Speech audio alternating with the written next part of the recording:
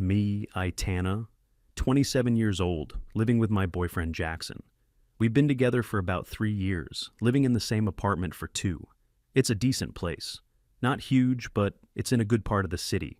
I handle the aesthetics, the vibe. He handles the boring stuff. That was kind of our unspoken arrangement from the start. I make the place look good, feel like a home. He makes sure the place doesn't fall apart. Seemed like a fair trade to me. My friends all think he's a bit of a fixer-upper himself. Not in the looks department, he's fine, I guess. But his personality, he's just quiet. He works in some kind of trade, I'm not even totally sure what. Something with his hands. Comes home tired, covered in dust sometimes. My friends are all in marketing, social media management, things like that. We talk, we network. Jackson just exists. He's steady, like a rock. Or a piece of furniture. It used to be comforting, but lately it just felt like he was weighing the room down. My world is about ideas, about challenging structures. His world seemed to be about whether the water pressure in the shower was adequate. Our life was a series of small, invisible tasks that he just did. I'd mentioned the Wi-Fi was acting up again while I was trying to join a video call with my book club. I'd be in the middle of explaining how the author deconstructs patriarchal power dynamics, and my screen would freeze. Super embarrassing. I'd complain about it later, telling him our internet was basically useless. It was like a personal attack on my social life. He wouldn't say much, just a nod. Then, later that evening, I'd see him by the router. He'd have the little box in his hands, unplugging things, plugging them back in. Sometimes he'd be on the phone with the provider, using a bunch of technical jargon I didn't understand. He'd spend an hour doing that. I would just watch him from the couch, scrolling through my phone. It was annoying, honestly. It felt like such a stereotypically male thing to do. Fiddling with wires, like he couldn't just call someone to fix it properly. He had to do it himself. A little power trip, probably. Asserting his domain over the technology in the house. Classic toxic masculinity. One time I said that to him. You know, this whole man must fix wires thing is a bit performative, don't you think? He just looked up from the router, blinked a couple of times. Then he said, "The green light is supposed to be solid, not blinking. I'm just trying to make it solid." He completely missed the point. An hour later, the internet would be blazing fast. I'd go back to my video calls without a problem. I never really said, thank you. Why would I? A functioning utility is the bare minimum for a shared living space. It wasn't a gift, it was an expectation. The same thing happened with everything else. The garbage can would be overflowing. I have a sensitive nose, so the smell would really start to bother me. I'd make a comment about it. Wow, someone really needs to take out the trash. I was testing him, seeing if he would pick up on the social cue. Sometimes it would take a day. He'd walk past it a few times. I'd get more and more annoyed. It's not my job. I do the emotional labor in this relationship. I manage our social calendar. I remember birthdays. Taking out a bag of garbage is a simple physical task. Finally, I'd see him tying up the bag and taking it out. No fanfare, no complaining. He'd just do it. And a small part of me would feel this weird mix of relief and resentment. Relieved that the task was done, but resentful that I even had to notice it in the first place. He should have just known. Weaponized incompetence, my friends called it. Pretending you don't see the mess until the woman has to point it out. It felt exactly like that. Finances were another sore spot. He made more money than me, significantly more. When we first moved in together, we had a conversation about splitting the bills. He suggested a 70-30 split on the rent, since that was proportional to our incomes. He also offered to cover all the utilities: water, electricity, internet. At the time, I thought it was a pretty good deal.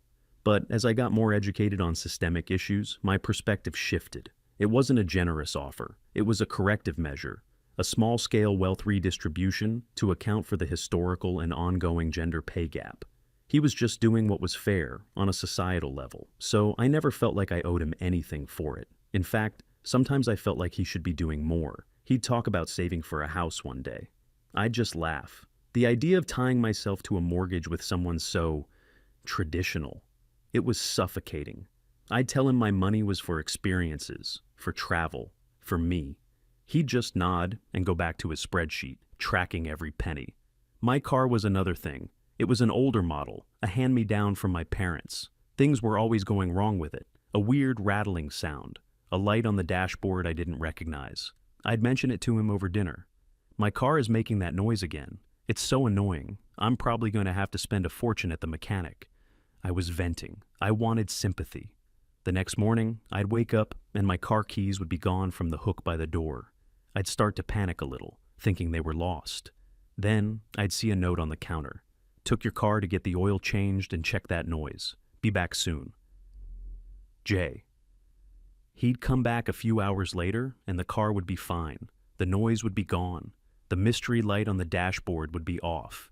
He'd tell me it was just a loose belt or something. It's all taken care of, he'd say. And I'd feel that same weird resentment. He didn't ask. He just did it. He just took control of the situation. It was like he didn't trust me to handle my own problems. I complained to my friends about it in our group chat, told them Jackson was treating me like a damsel in distress. They all agreed. He's undermining your independence, one of them wrote. Total control freak behavior, another one added. Their validation felt so good. It made me feel like I wasn't crazy. My feelings were real. He was being controlling. He was subtly reinforcing the idea that I needed him, that I was incapable. It was insidious. The more I thought about it, the more examples I found. The shelf in the closet that he put up because I couldn't reach the top one. The heavy groceries he always carried in from the car. The way he'd always be the one to deal with the landlord about any issues with the apartment. He was creating a web of dependency around me, all under the guise of being helpful. I started to push back. I insisted on carrying some of the groceries. I struggled, but I did it.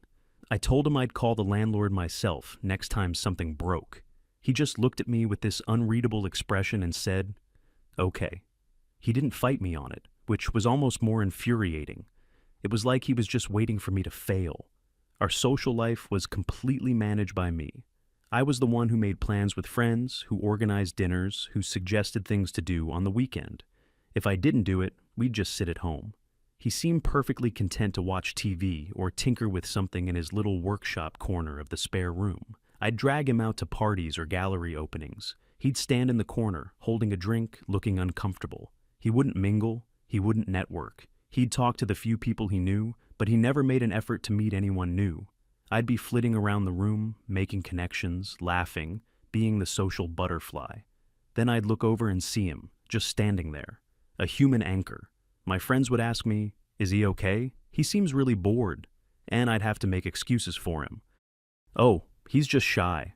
Or, "He had a long week at work." It was exhausting. I felt like I was living a life for two people. I was the vibrant, interesting one. He was just there. I told him this once. We were driving home from a friend's party. I'd had a couple of glasses of wine. "You know, it would be nice if you made an effort sometimes," I said. "An effort to do what?" he asked, his eyes on the road. "To talk to people, to be engaged. You just stand there. It makes me look bad. It makes it seem like I have a boring boyfriend." He was silent for a long time. Then he said, "I'm not an accessory, Aitana." The nerve of him. I was the one putting in all the work to maintain our image as a cool, functioning couple. And he had the audacity to say that to me. The resentment just grew and grew. It was a constant low-level hum in the background of our relationship. Every time he silently fixed something, every time he paid a bill without mentioning it, every time he just quietly existed in my vibrant world, it added another layer. I started to fantasize about what my life would be like without him. It would be so much lighter, so much freer. I could have my friends over whenever I wanted without worrying about him being a lump on the couch. I could decorate the apartment exactly how I wanted, without his ugly practical things cluttering up the space. I could be me, unfiltered, independent. The idea became more and more appealing. The final straw happened a few months ago. It was late. We were both in bed, reading, or I was reading. He was looking at his phone. Suddenly we heard a loud pop from the kitchen, followed by the sound of spraying water. It was an aggressive hissing sound. I jumped out of bed. "What was that?" Jackson was already up and moving towards the kitchen. I followed him, and my heart sank. Water was gushing from under the sink, flooding the kitchen floor. It was spreading fast. A full-on disaster. I started to panic. Oh my God, what do we do? Call someone. Call the landlord." My voice was high-pitched. I was freaking out. Jackson didn't say anything. He walked calmly through the growing puddle, opened a small utility closet, and pulled out a flashlight and a wrench. He waded back to the sink, got down on his hands and knees in the water, and disappeared under the cabinet. I could hear him grunting, and the sound of metal on metal.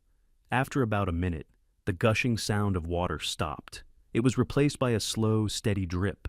He crawled back out, soaking wet. "Okay," he said, breathing a little heavily. I shut off the main valve to the sink. The leak is stopped for now. He stood up and looked around at the lake on our kitchen floor. "We need to clean this up before it warps the floorboards," he said. He was so calm, so in control, and it made me furious. My adrenaline was pumping. I was terrified. And he was just handling it. Like it was nothing. It felt like another performance, another way to show me how capable he was, and how hysterical I was. "Why didn't you fix this before?" I snapped. He looked at me confused. "What are you talking about? It just broke. You're the one who's always fiddling with things. You should have known the pipes were old. You should have checked." My voice was getting louder. It was irrational, I know, but I couldn't stop it. I was projecting all my frustration, all my resentment from the past few years onto this one stupid pipe. "Aitana, that's not how it works," he said, his voice still calm, which only enraged me more. "Pipes get old, they burst, it happens." "It happens because you're negligent," I shouted. "You're supposed to be the man of the house, the one who takes care of this stuff, but you let our kitchen flood." He just stared at me. The look on his face was one I had never seen before. It wasn't anger, it wasn't sadness, it was emptiness, like something inside him had just switched off. He stood there for a moment, water dripping from his clothes onto the already soaked floor.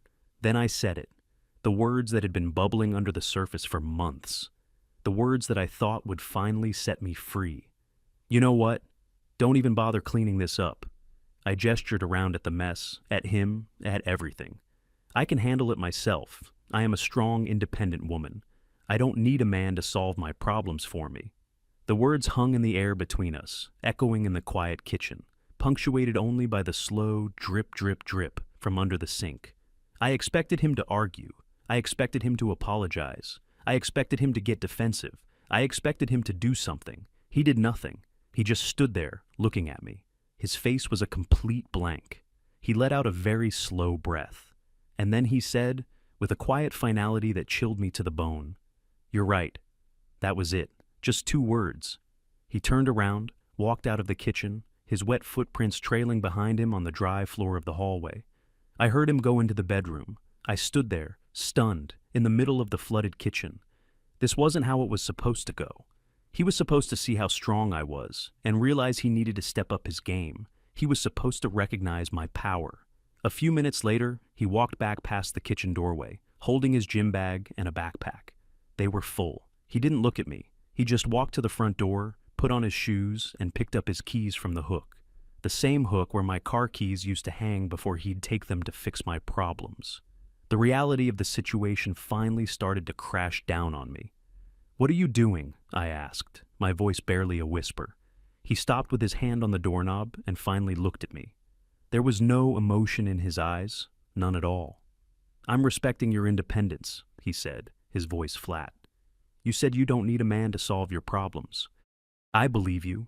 And with that, he opened the door, stepped out, and closed it quietly behind him. The click of the lock sounded like a gunshot in the silent apartment. I stood there for a long, long time, alone, in a dark, flooded kitchen. The only sound was the slow, steady dripping from the broken pipe under the sink. Drip, drip, drip. For the first hour, I was in a state of shock. I just stood in the kitchen, staring at the door. My feet were cold from the water. The anger I had felt just moments before was gone, replaced by a hollow, buzzing feeling. He actually left.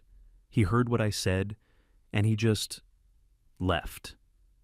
Part of me couldn't process it. This had to be a dramatic gesture. He was probably just driving around the block to cool off. He'd be back in an hour, maybe 2. He'd come in, we'd have a big dramatic fight, and then we'd make up. That's how these things worked. But as the minutes ticked by and the water on the floor started to feel less like an emergency and more like a permanent fixture of my apartment, a different feeling started to creep in. It was a strange, heady sense of triumph. He left. I did it. I finally stood up for myself, and he couldn't handle it. He couldn't handle a woman who didn't need him. His fragile male ego was so shattered that he had to run away. This wasn't a defeat. It was a victory. I grabbed my phone, my fingers slipping on the screen because my hands were still damp. I opened my group chat with my friends. "You guys will not believe what just happened," I typed. I gave them the short version. The pipe burst. He was being condescending and calm. I told him I was an independent woman, and he walked out. The replies came in almost instantly. "OMG, yes, queen." The trash took itself out. "He couldn't handle your power. Good riddance. So proud of you for finally getting rid of that dead weight." Their validation was like a warm blanket. It chased away the cold, hollow feeling and replaced it with righteous indignation. They were right. I was right. He was the problem, and now the problem was gone. Energized, I decided to tackle the flood. I was an independent woman after all. I could handle a little water. I found all the towels we owned and threw them on the floor. It barely made a dent. The towels were instantly soaked, and the puddle just laughed at me. Okay, new plan. I needed a mop and a bucket. I remembered seeing them in the utility closet. I spent the next 2 hours mopping up the water, wringing out the mop head into the bucket, and dumping the bucket in the bathtub. My back started to ache. My arms felt weak. This was way harder than it looked. By the time the floor was mostly dry, I was exhausted and sweating. I collapsed on the couch, my hair sticking to my forehead. I looked around the apartment. It was so quiet, unnaturally quiet. I had never realized how much space Jackson's presence took up, even when he wasn't talking. There was always a low hum of activity. The sound of him in his workshop, the soft tread of his footsteps, the murmur of the TV on a channel I never watched. Now there was nothing. Just the buzz of the refrigerator and the faint drip from the kitchen. The drip. Right. The water was still shut off. I went into the kitchen to get a glass of water from the tap, out of habit. Nothing happened, of course. The valve was off. I had a few bottles of water in the fridge, so I drank one of those. But I couldn't wash my hands. I couldn't use the dishwasher. The problem wasn't solved. It was just paused. The next morning, I woke up with a stiff neck from sleeping on the couch. I went to take a shower. No water. I went to make coffee. No water. The reality of the situation was starting to sink in. This wasn't just a pause. This was a hard stop. I had to call a plumber. I spent an hour on my phone, searching for emergency plumbing services in my area. Everyone was either booked for the day or charged a ridiculous emergency call-out fee. I finally found one who could come in the afternoon. He quoted me a price that made my stomach clench. It was more than I spent on clothes in a month, but I had no choice. While I waited, I decided to check my email. My laptop wouldn't connect to the internet. The router was blinking again, that stupid mocking little green light. I tried unplugging it and plugging it back in, like I'd seen Jackson do 100 times. Nothing. I tried resetting it. Nothing. I was completely cut off. I had to use the data on my phone, which was already running low for the month. The plumber finally arrived. He was a big, gruff man who looked at the situation under my sink with a sigh. "Yep, that's a burst pipe all right," he said. "Gonna have to replace this whole section. It's old galvanized steel. Should have been replaced with copper years ago." I just nodded, pretending I understood. He spent 3 hours in my kitchen, making loud clanging noises. He left a huge mess. But the water was back on. He handed me the bill. It was even more than he quoted on the phone because he ran into some complications. I paid it with my credit card, feeling a wave of nausea. That was my emergency fund. Gone. But at least it was over. For the next few days, I tried to embrace my new life of freedom. I invited my friends over for a liberation party. They all came, brought wine, and we toasted to my new, man-free existence. We talked about how much better my life was going to be. No more stepping on his dusty work boots. No more sports on TV. No more silence. It felt good. But as they were leaving, one of them asked, "Hey, is your Wi-Fi down? I couldn't connect." I had to admit that it was. Another friend noticed the overflowing garbage can by the door. "Whoa, that's getting pretty full." I forced a laugh and said, I'd get to it.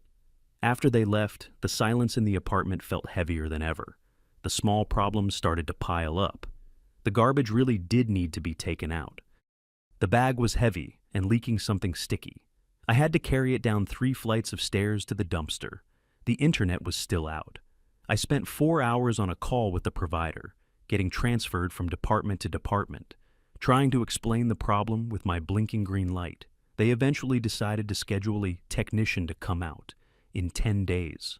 A light bulb burned out in the bathroom ceiling. I stood on a chair trying to reach it, but it was just too high.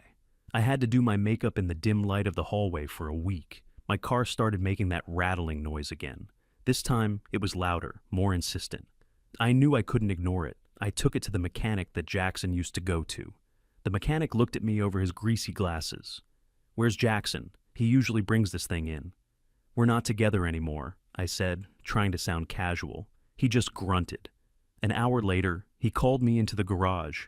"Your alternator is shot," he said, pointing at something in the engine, "and your brake pads are worn down to nothing. It's not safe to drive. Did you not hear the squealing?"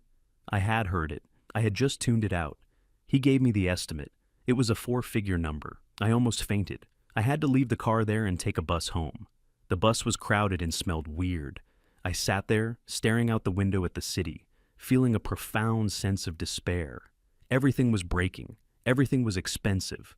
My life, which had seemed so bright and manageable just a few weeks ago, was suddenly a chaotic mess of unforeseen expenses and logistical nightmares. It was like the whole world was conspiring against me. I got home to a notice taped to my door. It was from the landlord, a reminder that the rent was due, the full rent. I had completely forgotten.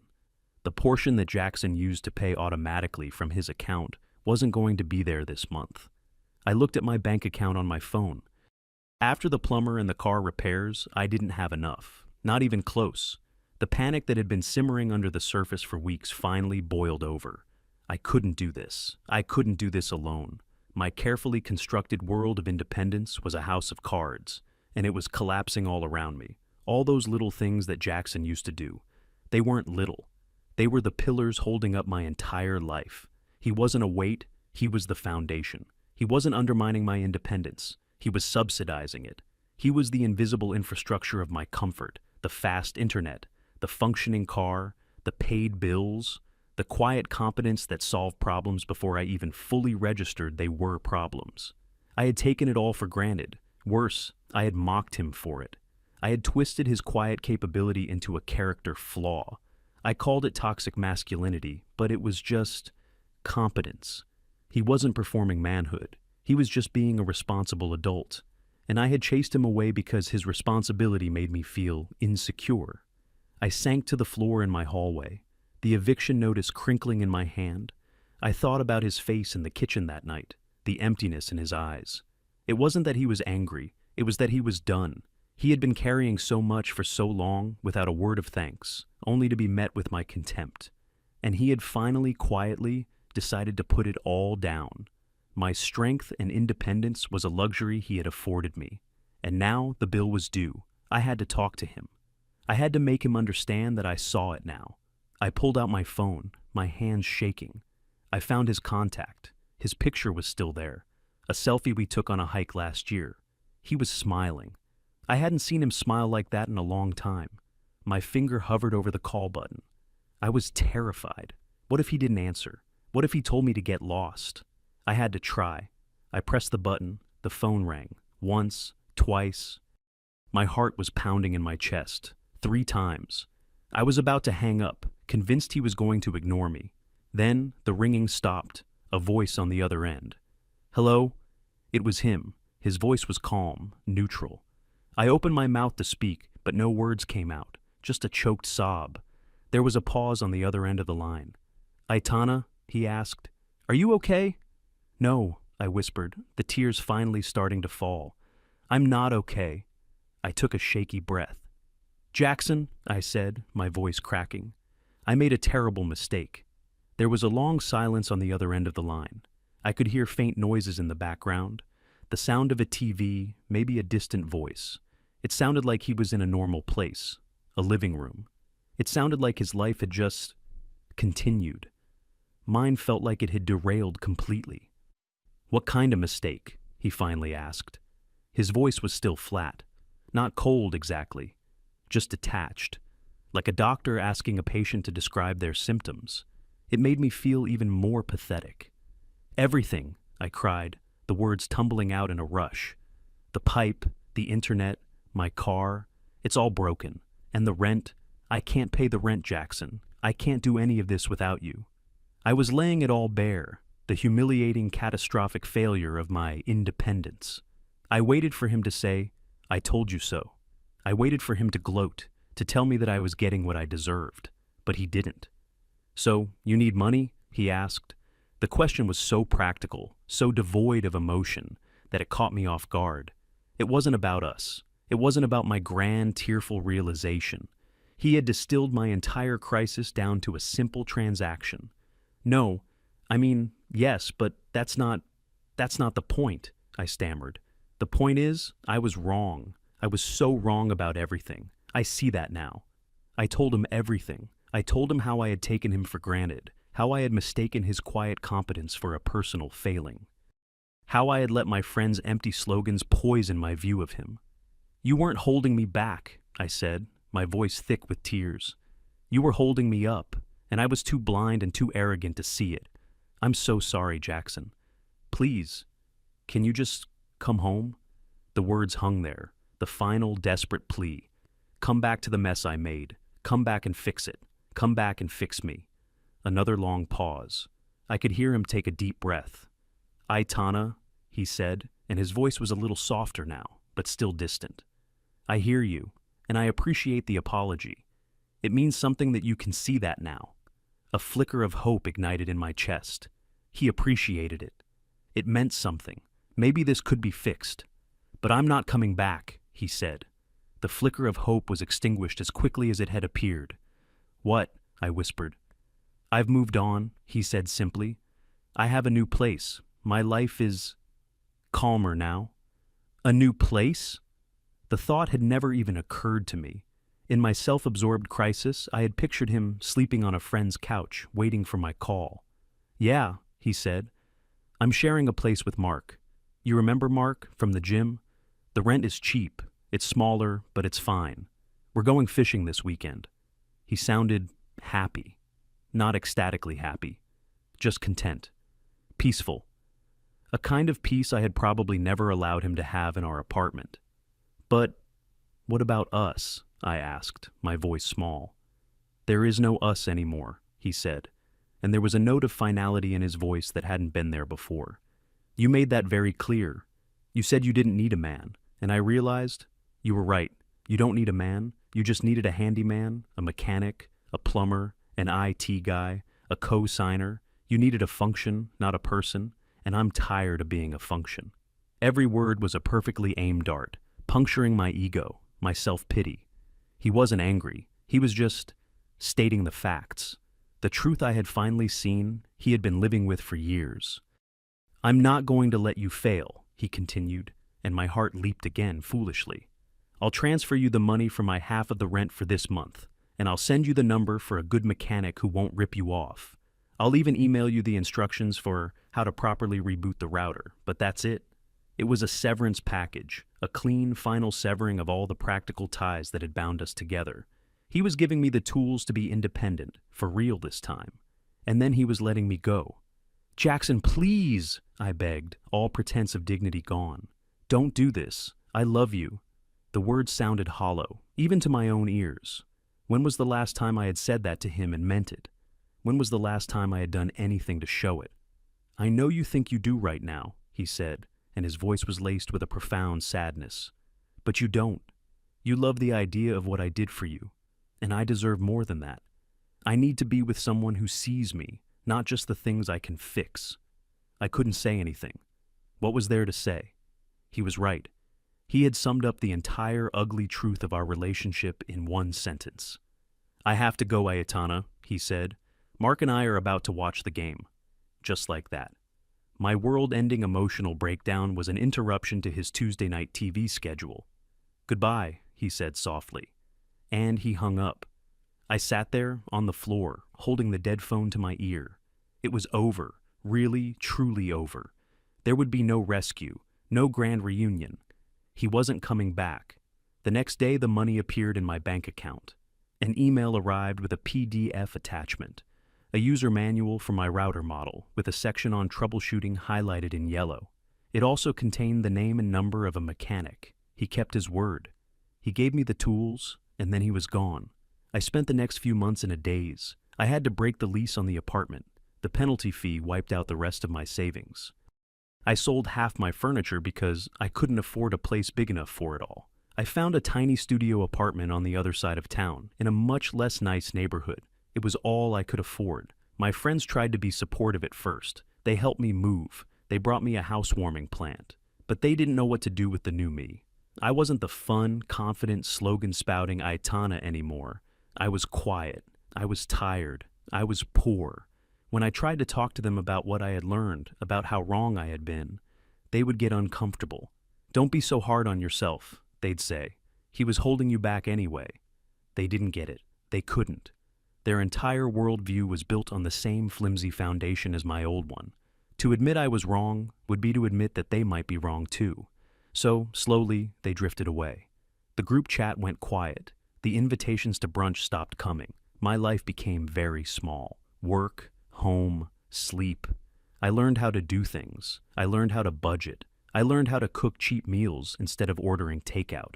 I watched online tutorials and figured out how to fix a running toilet and patch a hole in the wall. I took my car to the mechanic Jackson recommended. He was honest and fair. I learned what an alternator was. I learned how to check my own oil. I learned how to be independent, for real. It wasn't glamorous. It wasn't liberating. It was just hard. It was a constant low-level struggle. There was no safety net, no one to call when things went wrong, just me. One day, about a year after he left, I was in the grocery store. I was in the checkout line, calculating in my head whether I could afford to buy the brand name cereal or if I should stick to the generic one.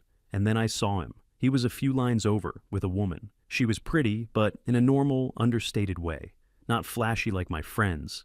She was laughing at something he said. He was smiling. A real, genuine smile. The one I hadn't seen since that hike, years ago. He looked good. He looked relaxed. He looked happy. They had a shopping cart full of groceries, normal, everyday things. He was putting them on the conveyor belt. She was handing them to him. They were a team.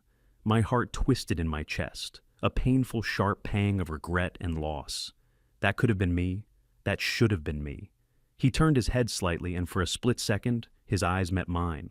Recognition flickered across his face, followed by nothing. Not anger, not pity, just a polite, distant acknowledgement of a familiar face. He gave me a small, tight-lipped nod, and then he turned back to the woman he was with, and he put his arm around her. He didn't look back. I finished paying for my groceries, my hands trembling. I walked home. I sat in my tiny apartment. I had everything I thought I wanted. I had my independence. I had my freedom. I was a strong woman who didn't need a man. And I had never, in my entire life, felt so completely and utterly alone.